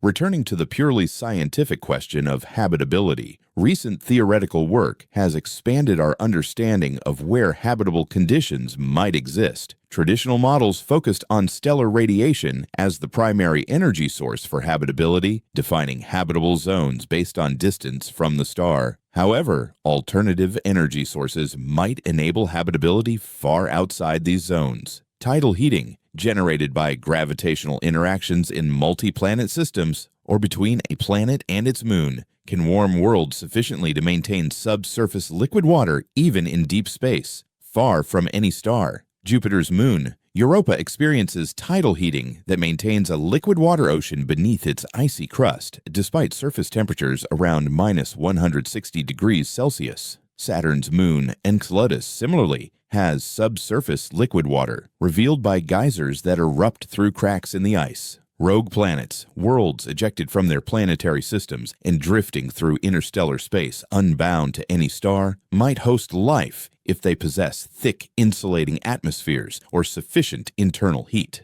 A super-Earth-sized rogue planet might retain heat from its formation and radioactive decay for billions of years, and if it has a hydrogen atmosphere thick enough to act as an insulator, surface or subsurface temperatures might remain above freezing despite receiving no stellar energy. Such worlds would be extraordinarily difficult to detect. They emit only faint infrared radiation from internal heat and reflect no starlight. But statistical estimates suggest that rogue planets might be common, possibly outnumbering planets in conventional planetary systems. These considerations suggest that habitability might be far more widespread than calculations based solely on stellar habitable zones imply. The galaxy might contain billions of habitable worlds in conventional habitable zones, plus additional billions of moons with subsurface oceans maintained by tidal heating, plus potentially billions of rogue planets with subsurface habitats insulated by thick atmospheres. The total number of potentially habitable environments might be an order of magnitude or more higher than estimates based on habitable zones alone. For human colonization purposes, however, these alternative habitable environments present severe challenges. A tidally heated moon in the outer solar system or around a distant exoplanet would lack sunlight for solar power and photosynthesis, requiring colonists to rely on other energy sources, geothermal, nuclear, fusion. A rogue planet would be even more challenging, adrift in interstellar space with no nearby star for reference, navigation, or energy. While such worlds might be scientifically fascinating and potentially host native life, they seem poor candidates for human colonization compared to more Earth-like planets receiving stellar energy and offering familiar day-night cycles. The detection of exomoons, moons orbiting exoplanets, remains an ongoing challenge that would open new categories of potentially habitable worlds. In our solar system, moons rival planets in their potential for hosting life.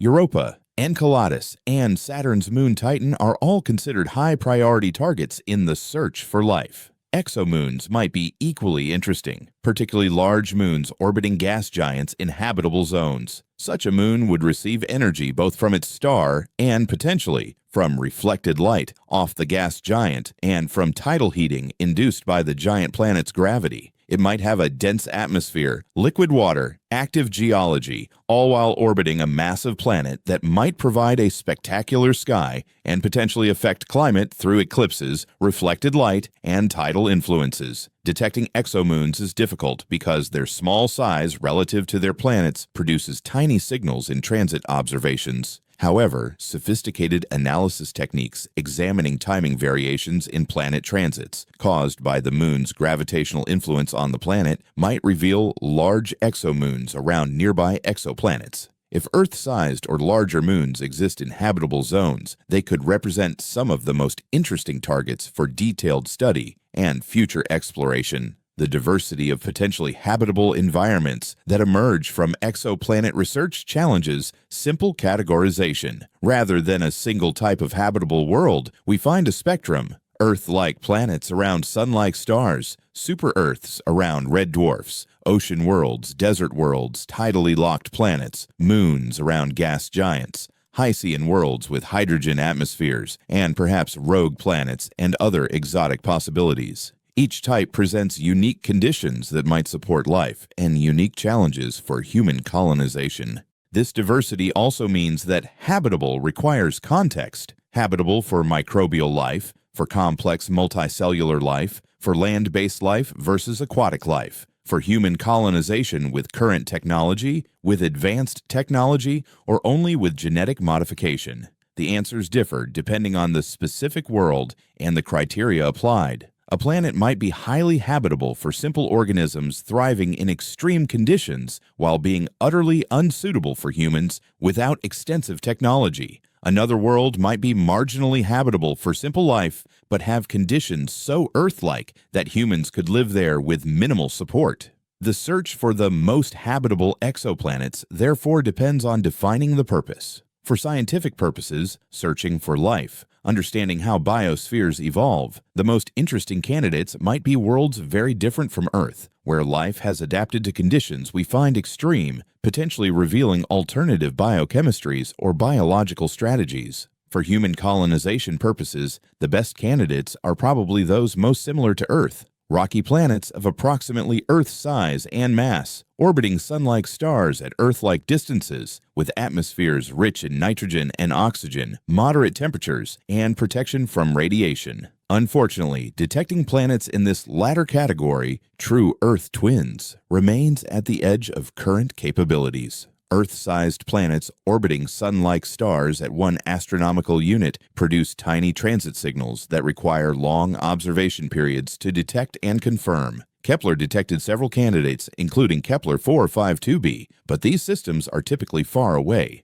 and orbit stars too faint for detailed atmospheric characterization with current technology. Nearby, sun-like stars have been less thoroughly surveyed for Earth-like planets because detecting small planets requires sustained observation, and surveys like TESS prioritize broad sky coverage over the extended monitoring needed for long-period planets. The next generation of telescopes and surveys will focus more on detecting Earth twins around nearby sun-like stars. Ground-based, extremely large telescopes equipped with advanced adaptive optics might directly image Earth-like planets in reflected light, revealing their colors, brightness variations, and potentially spectroscopic signatures of their atmospheres. Space-based missions designed for direct imaging, like the proposed Habitable Worlds Observatory, would use coronagraphs or star shades to block the star's light, allowing faint nearby planets to be detected and studied. These missions might not launch until the 2030s or 2040s, but when they do, they could revolutionize our understanding of nearby potentially habitable worlds. In the meantime, astronomers continue refining characterizations of known candidates, using every available tool to extract additional information.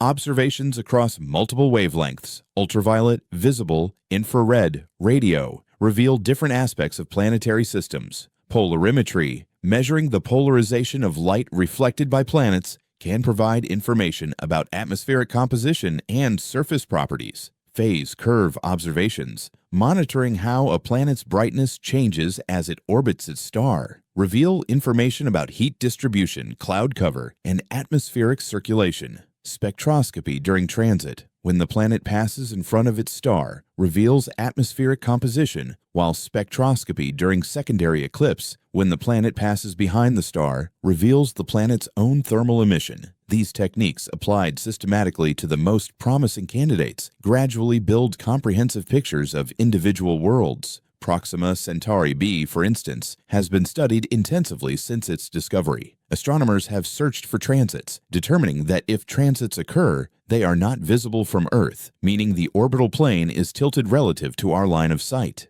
They have looked for evidence of an atmosphere through spectroscopic observations, with inconclusive results so far. They have modeled potential climates under different atmospheric compositions, identifying scenarios where the planet might be habitable despite stellar activity. Each study adds information, narrowing the range of possible conditions and refining predictions for what future observations might find. The TRAPPIST-1 system similarly has been studied extensively. The 7 planets, all transiting and therefore well characterized in terms of size and mass, have known densities that reveal they are rocky or water-rich.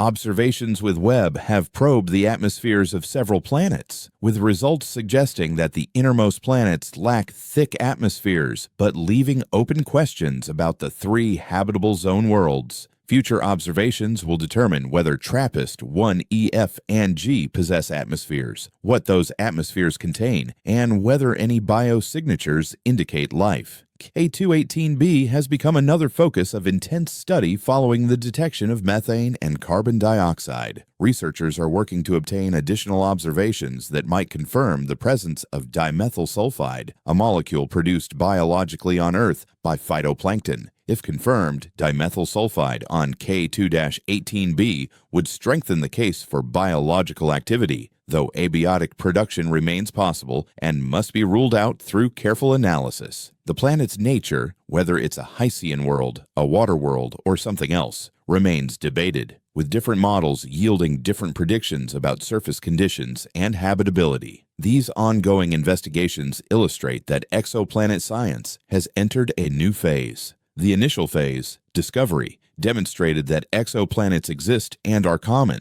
The second phase, characterization, involved measuring basic properties, size, mass, orbital parameters. The current phase, atmospheric characterization, examines planetary atmospheres to determine composition, climate, and potential habitability. The next phase, biosignature detection, will search for definitive signs of life. A possible future phase, detailed mapping, might use advanced techniques to create maps of exoplanet surfaces, revealing continents, oceans, ice caps, vegetation cover, and perhaps even cities if technological civilizations exist. Each phase requires more sophisticated technology and yields more profound insights. Discovery tells us that exoplanets exist. Characterization tells us what they are like physically. Atmospheric characterization tells us whether they might be habitable. Biosignature detection tells us whether they are inhabited. Detailed mapping would tell us what those inhabited worlds look like, potentially revealing alien biospheres in extraordinary detail. The progression from simple existence to detailed knowledge mirrors the historical development of astronomy, from discovering that Mars exists, to measuring its orbit, to seeing its surface through telescopes, to landing rovers that analyze rocks and search for signs of past life. The timeline for these advances is uncertain and depends on funding decisions, technological breakthroughs, and societal priorities. If humanity commits substantial resources to exoplanet science, we might detect biosignatures within the next decade or two, map exoplanet surfaces within the next half-century,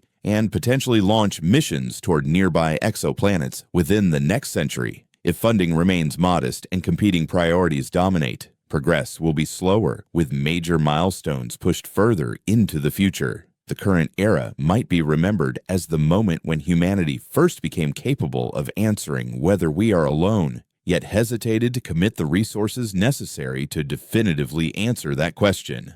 The search for habitable exoplanets and potential life beyond Earth also intersects with efforts to understand and protect Earth's biosphere. Studying exoplanet atmospheres teaches us about atmospheric chemistry, climate dynamics, and how planets respond to energy inputs. These lessons inform our understanding of Earth's climate system and how it might respond to changes in atmospheric composition, solar output, or other factors. Discovering how common or rare habitable planets are helps calibrate our assessment of Earth's value. If habitable worlds are exceedingly rare, Earth becomes even more precious as perhaps one of a handful of life-bearing worlds in the entire galaxy. If habitable worlds are common, Earth's uniqueness lies not in its physical properties, but in the specific biosphere and civilization it has produced. The philosophical implications of discovering habitable or inhabited exoplanets extend beyond science into culture, religion, politics, and human identity. For thousands of years, human cultures developed worldviews assuming Earth was central, unique, perhaps divinely created for human habitation. The Copernican revolution displaced Earth from the center of the universe, but Earth remained unique as the only known planet and the only home of life. The discovery of exoplanets has completed the Copernican revolution. Earth is one planet among billions, orbiting an ordinary star in an ordinary region of an ordinary galaxy. If we discover life elsewhere, especially intelligent life, the final vestiges of cosmic centrality vanish, and humanity becomes one species among potentially many in a cosmos full of life.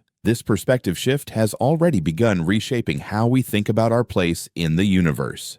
The iconic image of Earth from space, a pale blue dot suspended in a sunbeam, inspired reflections on the fragility and preciousness of our world. The knowledge that billions of other worlds exist, some perhaps habitable, some perhaps inhabited, extends this perspective. We are not just one small world in a vast universe, but one among multitudes, part of a community of worlds, even if we have not yet established contact with any inhabitants of those other worlds. For some, this perspective inspires optimism about humanity's future. We might spread beyond Earth, establishing ourselves on multiple worlds, ensuring our long-term survival, and perhaps encountering other civilizations with whom we can exchange knowledge and culture. For others, it inspires humility and caution. Our own planet is irreplaceable, at least on any timescale relevant to current or near-future generations, and we should prioritize protecting Earth rather than dreaming of escape to other worlds.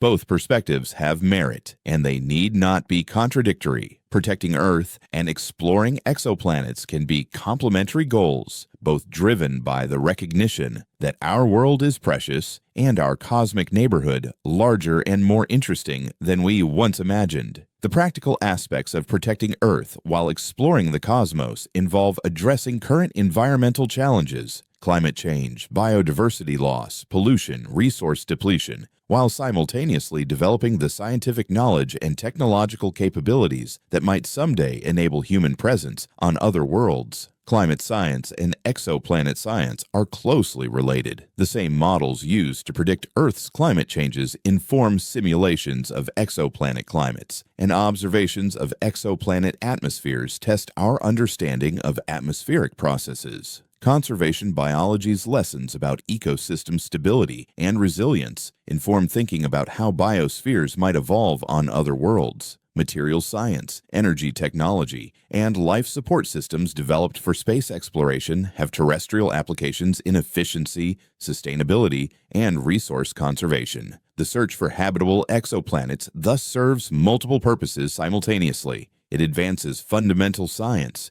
answering deep questions about planetary formation, atmospheric evolution, and the prevalence of life. It develops technologies with applications beyond astronomy, sensor systems, data analysis, propulsion, life support.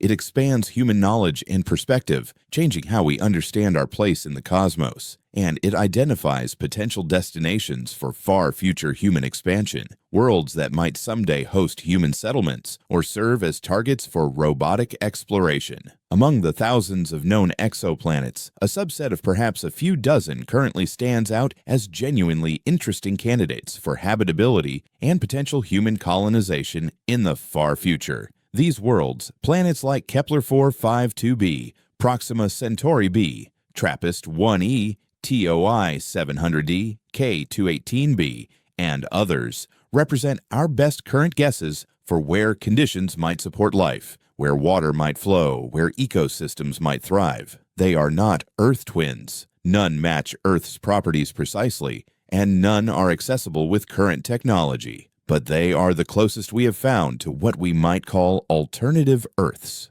worlds where the fundamental conditions for life as we understand it appear to exist. Whether any of these worlds could actually replace Earth depends on what replace means. If it means providing a physical environment where humans could live without technological support, breathing the atmosphere and drinking the water and thriving under the local conditions, the answer is almost certainly no. Even the most Earth-like exoplanet we have found differs from Earth in significant ways, and we cannot yet characterize any exoplanet in sufficient detail to guarantee its atmosphere is breathable or its biosphere compatible with human biology. If replace means providing a location where human civilization could establish a self-sustaining presence, surviving and growing across generations even if Earth were destroyed, the answer is potentially yes, but not with current or near-term technology. Establishing such colonies would require propulsion systems that do not exist, life support systems far more reliable and closed-loop than we have achieved, energy sources capable of sustaining industrial civilization without importing fuel from elsewhere, and populations large enough to maintain genetic and skill diversity. All of this is theoretically possible, but practically centuries away at minimum. If replace means offering alternative locations where life might arise independently, where evolution might follow different paths, where ecosystems and perhaps intelligence might develop under conditions different from Earth's, the answer appears to be yes. The galaxy likely contains billions of habitable worlds, and if life emerges readily where conditions permit, then many of those worlds probably host biospheres. Some might be microbial, others might rival Earth's complexity, and a few might host civilizations. Discovering these living worlds would not replace Earth for human purposes, but it would replace Earth's uniqueness, revealing that life is a common cosmic phenomenon rather than a singular miracle. The question of whether scientists have discovered planets so habitable they could replace Earth thus resolves into multiple answers depending on the intended meaning. As physical locations matching Earth's exact conditions? No.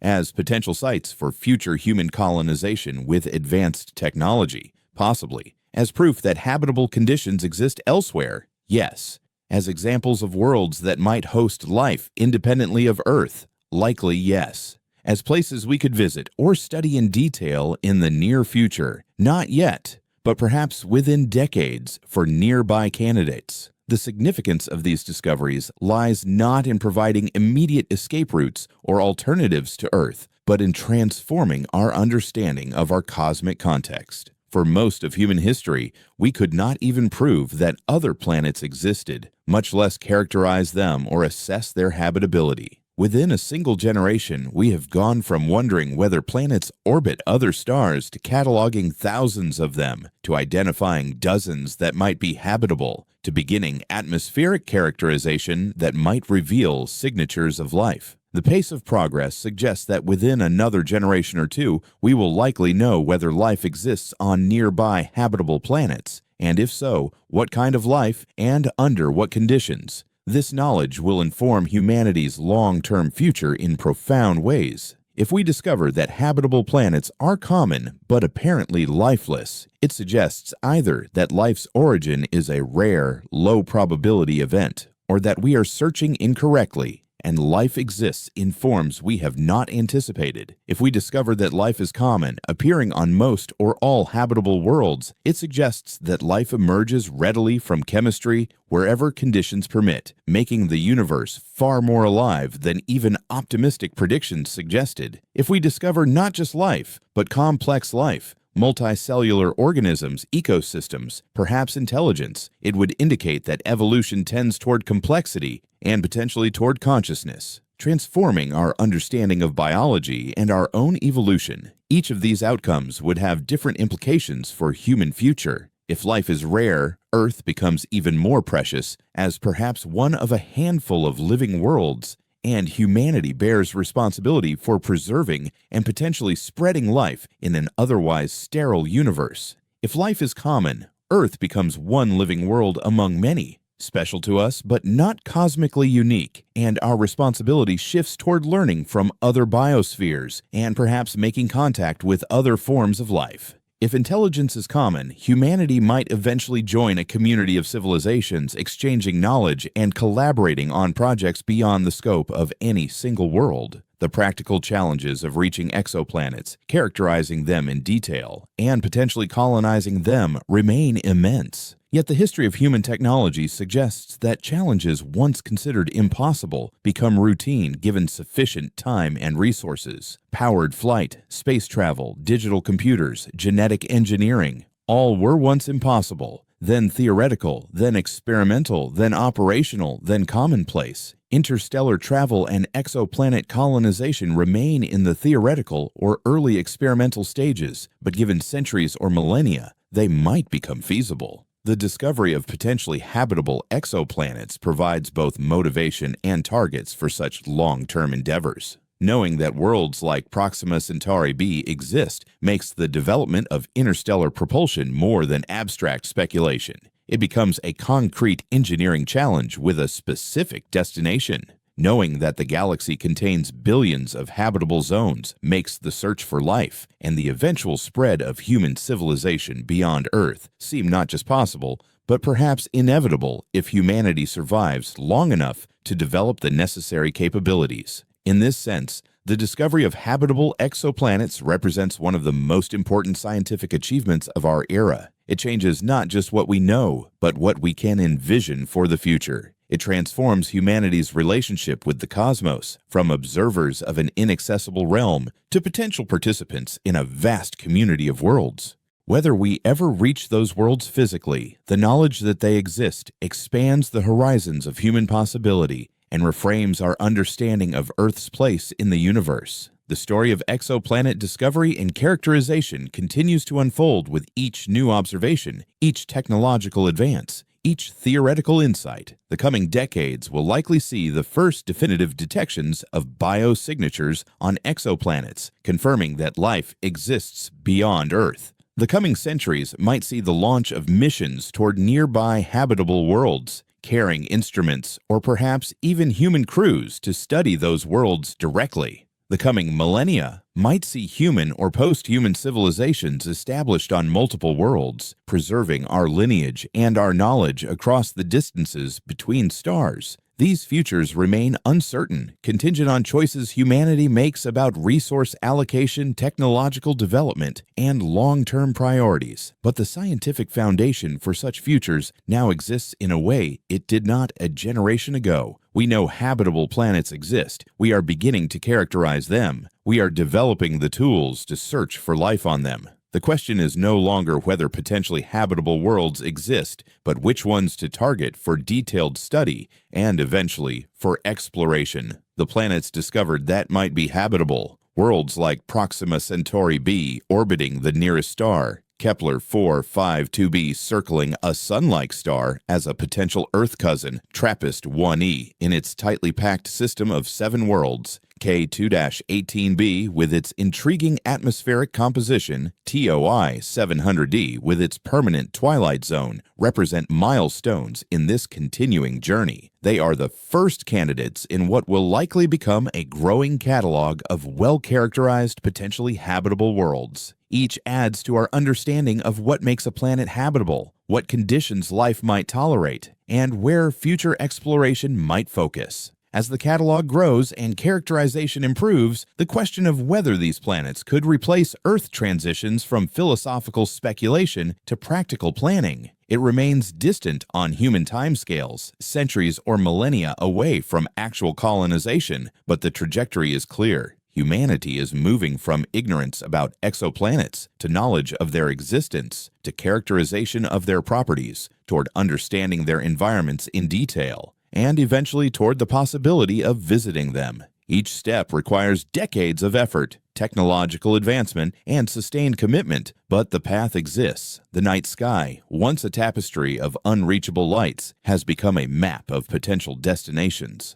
The stars we see overhead are no longer mere points of light, but suns around which planets orbit, some of which might be worlds where water flows, where skies open above alien landscapes, where perhaps life has emerged and thrives. Among those countless worlds, some might offer conditions where human presence is possible, where colonies might be established, where a second or third or thousandth chapter of human civilization might unfold. Whether those futures arrive, whether humanity reaches those distant shores, depends on choices made in the coming generations. The scientific knowledge exists. The targets have been identified. The question is whether humanity will commit the resources, develop the technologies, and sustain the vision across the long timescales needed to transform these discoveries from points in a catalog into places where humans might one day walk. The answer to that question will determine whether the discovery of potentially habitable exoplanets remains an interesting astronomical finding or becomes the beginning of humanity's expansion into the galaxy, the first step toward becoming a spacefaring civilization distributed across multiple worlds. For now, these planets exist as data points and possibilities, worlds we observe from a distance but cannot touch. They are places in our instruments and theories before they are places in any physical sense accessible to humanity. But they exist, and their existence changes what is possible, expanding the scope of human ambition to encompass destinations once confined to imagination.